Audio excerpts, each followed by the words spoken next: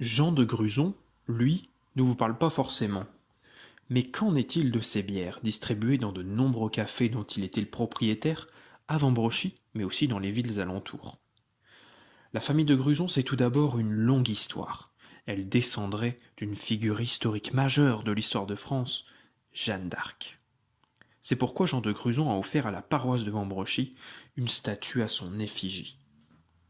Né en 1875 à Vambrochy, Jean de Gruson est fils d'un brasseur. C'est ce qui l'a amené à suivre cette voie en ayant lui-même sa brasserie. Investi dans la vie de sa commune, il entre au conseil municipal et devient rapidement maire en 1919. Cette date doit parler, c'est l'immédiat d'après Première Guerre mondiale et donc une politique dense de reconstruction des dommages causés par l'occupation allemande. Les 4 années d'occupation ont été une profonde souffrance pour les habitants de Vambrochy. La priorité pour Jean de Gruson est donc de retrouver la ville d'avant. Il faut restaurer l'église, remettre en place la bascule publique pour redonner aux Vambrocitains une vie normale. Il faut aussi reconstruire un pont-levis pour relier les deux rives.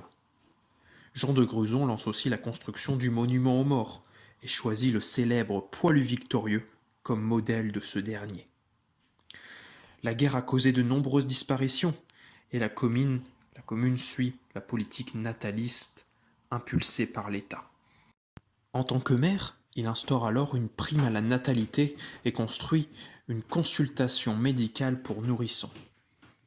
Plus anecdotique, il est le premier à autoriser la mise en place d'une station-service à Vambrochy en 1924. En 1924, son mandat prend fin. Jean de Gruson retourne donc à son activité de brasseur et à sa famille, car il avait 7 enfants.